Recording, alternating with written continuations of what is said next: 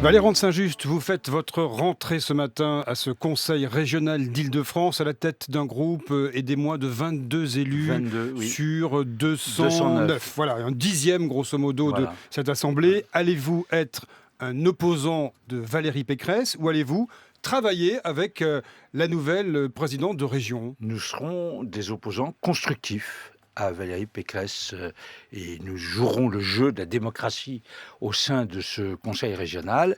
Nous travaillerons beaucoup, nous verrons toutes ces propositions.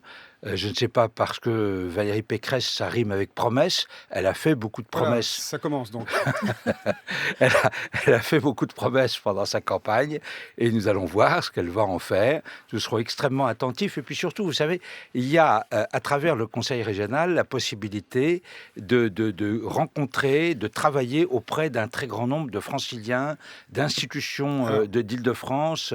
Voilà. Et nous Avez-vous très concrètement pris des contacts avec la nouvelle majorité sur tel ou tel dossier, les transports, l'économique? Non, c'est trop tôt pour le moment. Ça va se faire dès qu'une des premières commissions thématiques va se réunir au mois de janvier, où elle apportera ses dossiers, et nous verrons au cas par cas, de façon très minutieuse, ce qui peut être bon ou pas bon pour les franciliens. Nous nous y opposerons et nous le ferons savoir en plus. Parce que Valérie de Saint-Just, Éventuellement. pendant cette campagne des régionales, le Front National a fortement fait campagne sur des thématiques telles que la sécurité après les attentats, l'immigration. Vous-même, ça vous a un peu dérangé pendant la campagne? Non, j'avais fait une proposition très précise en ce qui concerne la sécurité dans les transports, la présence d'ailleurs. Il y a eu quand même quelque chose d'extraordinaire. Il faut reprendre. Vous avez essayé de rattacher ça au régional. Oui, mais c'est de l'ambiance dans laquelle nous avons été transportés. Mais la profession de foi de Mme Pécresse du deuxième tour est un copier-coller de mon programme. Bon, elle a le droit de le faire, mais elle a pris ainsi des responsabilités qu'elle va devoir assumer pendant sa mandature, et nous allons le lui rappeler. Qu'est-ce que vous pensez de Christian Estrosi en Provence-Alpes-Côte d'Azur qui met en place des comités qui sont ouverts à la gauche, qui ne siègent plus au Conseil régional, régulièrement des réunions avec la gauche régionale pour discuter des dossiers? Ça devrait être étendu à tout le territoire. Je crois vraiment que d'abord j'ai cru comprendre que ça allait coûter 40 millions d'euros l'installation de ces comités, et je trouve que c'est un détournement d'argent public. La gauche a refusé finalement, en dédaignant totalement ses électeurs de siéger. Ils ne peuvent pas, permettez-moi de le dire, avoir le beurre et l'argent du beurre. Ils sont écartés du Conseil régional. Et puis Christian Estrosi, on a toujours l'impression, c'est l'expression de M. Wörth d'ailleurs, il va y avoir d'un côté le Front National et de l'autre côté un bloc indéterminé. Il a raison. Alors Valérie de Saint-Just, il y a le climat qui a prévalu pendant la campagne, puis il y a l'après-campagne. Question toute simple, avez-vous des regrets pour cette réponse de Marine Le Pen avec des photos sur Twitter des victimes de Daesh, photos non floutées? Et il n'y a aucun regret à avoir. Ce n'est pas le problème des tweets de Marine Le Pen. Le problème est de des accusations énormes et d'une violence incroyable de la part de deux journalistes très connus et qui ont une très grande audience, une très grande influence, comparant véritablement le Front National à Daesh. Nous sommes, dans ce cas-là, dans une situation de légitime défense.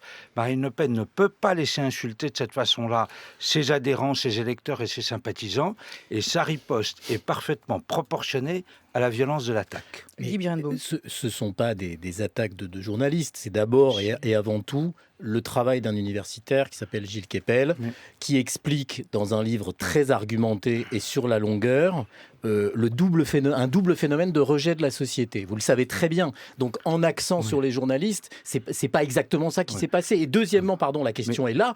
Qu'est-ce qu'on fait? On peut pas, la famille de James Foley, par exemple, vous avez remarqué, on peut pas mettre des photos comme ça sur Twitter. C'est un problème. Parlons un instant de la famille de James Foley. Marine Le Pen s'est expliquée.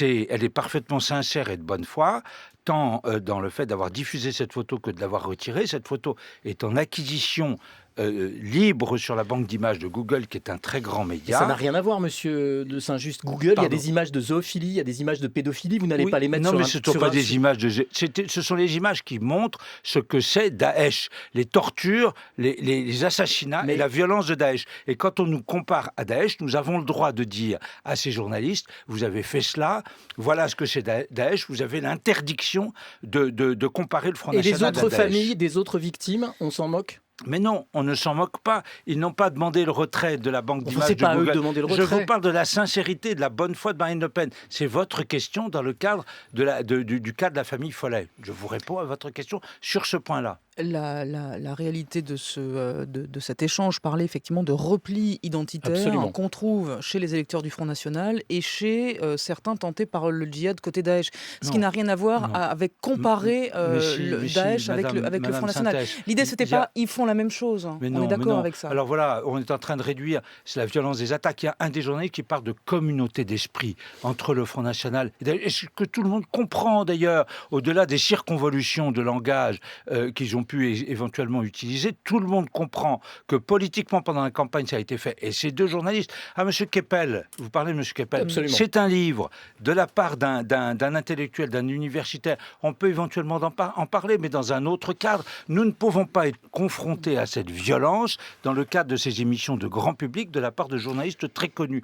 Quand on est confronté à ça, nous sommes dans un état de légitime défense et encore une fois, la riposte est proportionnée à l'attaque. Valérie de Saint-Just, à ce sujet du djihad, la déchéance de nationalité pour les binationaux nés en France et coupables de crimes terroristes, doit-elle faire partie du projet de loi constitutionnelle qui sera présenté mercredi en Conseil des ministres? Vous savez, ce projet qui vise à inscrire l'état d'urgence dans la Constitution. Est-ce qu'il faut que ce soit dedans? Monsieur Aquili, nous l'avons toujours demandé. C'est un point du programme du Front National qui a été adopté extraordinairement tardivement, non pas simplement par les Républicains, mais maintenant par M. Hollande et par M. Valls. Je vous parle de Mme Pécresse qui adopte notre programme, mon programme, de M. Hollande et M. Valls qui adoptent le programme du Front National grâce à leur choix rendu. Mais surtout, ce que j'ai lu, c'est que non seulement une partie des députés socialistes s'y opposent, mais M. Hollande reculerait à l'heure actuelle. Alors, devant des mesures vraiment importantes, et d'ailleurs, rien n'est fait contre ce terrorisme islamique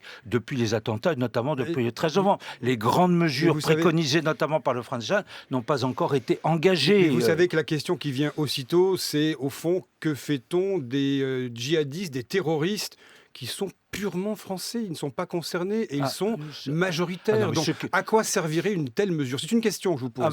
Je pense, quelle est son utilité et son efficacité? Je pense que c'est une mesure extrêmement symbolique au départ. On ne peut plus admettre cette double nationalité, cette binationalité de la part de ces djihadistes, de la part de ces terroristes. Ça serait à l'égard de la population française un signe extrêmement important. Et d'ailleurs, vous voyez bien que M. Hollande est en train peut-être de reculer. Il se dit, on va peut-être un peu trop loin dans la lutte contre le terrorisme. Nous sommes attachés à cette mesure. Elle est symbolique, elle aura des effets pratiques, mais ça sera au moins un début. Et je voudrais que le pouvoir ne recule pas sur ce point. Guy Birindoum. Alors, non seulement vous êtes fâché avec les journalistes, mais maintenant vous appelez au boycott d'Orange. Oui. Le PDG d'Orange, Stéphane Richard, a tenu des propos qui vous déplaisent. Et donc, désormais, il faut changer d'opérateur quand on est au Front National. Alors, je ne suis pas fâché avec les journalistes, je suis fâché avec... Et je ne suis pas fâché, d'ailleurs, c'est une J'ai dit confrontation... des journalistes. Non, mais d'ailleurs, c'est une confrontation tout à fait normale et qui doit exister. On dit ce sont des insultes qui sont proférées à notre égard, nous avons le droit de répondre publiquement. Orange, parlons d'Orange. Alors, d'Orange, mais enfin, c'est quand même extraordinaire que cette entreprise qui a des caractères encore d'entreprise publique, qui est une entreprise considérable, qui a un nombre considérable d'abonnés chez les adhérents et les électeurs du Front National, et son PDG dit « je vais consacrer 1 milliard d'euros à un certain nombre... » 25%. 23. Oui, 23. mais d'accord, mais c'est très symbolique encore. C'est l'ancienne France Télécom, c'était le service public des télécommunications. Mais ça a existé, on l'a fichu par terre, ce service public des télécommunications. Et donc il faut les boycotter. Mais enfin, écoutez, c'est une réponse tout à fait normale. Vous utilisez l'argent pour monter ce qui sort complètement de votre objet social, des opérations contre le Front National,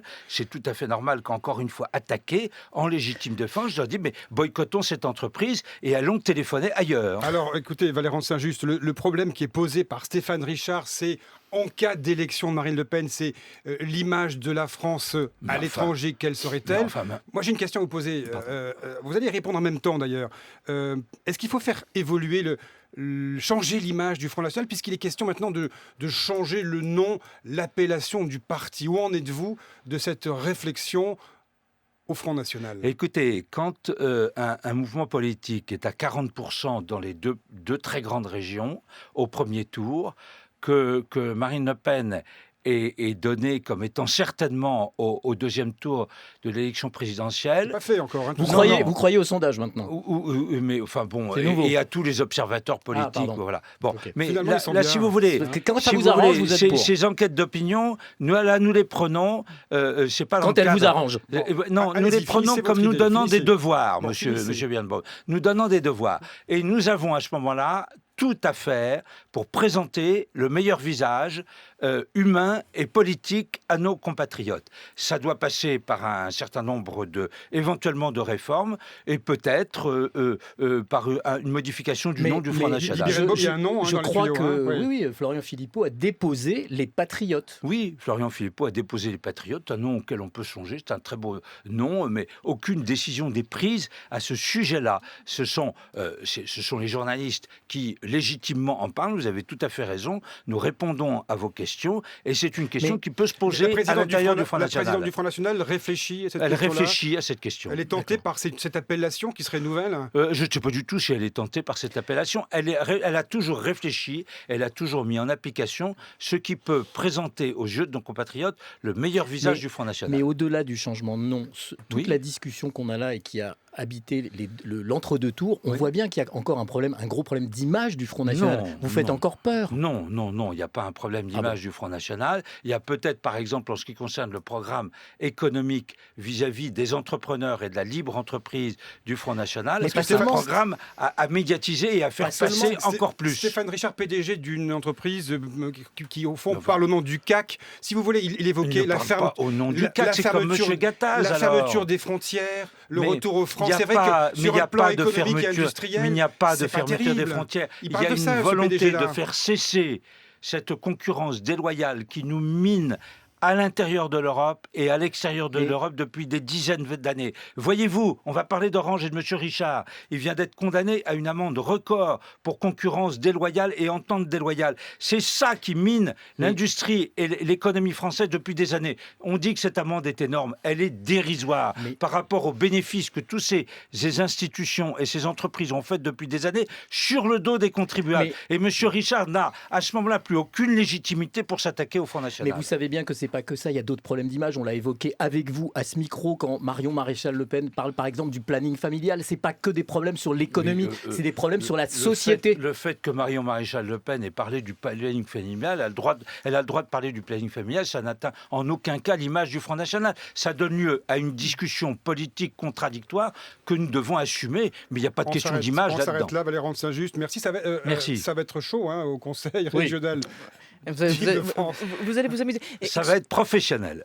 Excusez-moi d'une toute petite subsidiaire à l'instant, M. Valérand Saint-Just. Vous avez dit que les comités qui allaient être créés en région PACA par M. Estrosi avec les socialistes allaient coûter 40 millions d'euros. Oui, j'ai dit ça. Où est-ce que vous avez trouvé ce J'ai trouvé ça dans la lecture de la presse. Bon, voilà. On vérifiera. C'est à vérifier, bien entendu. On va chercher. À l'instant, je ne le voyais pas. Voilà. Et on le fera. Merci beaucoup, Valérand Saint-Just, en direct sur France Info.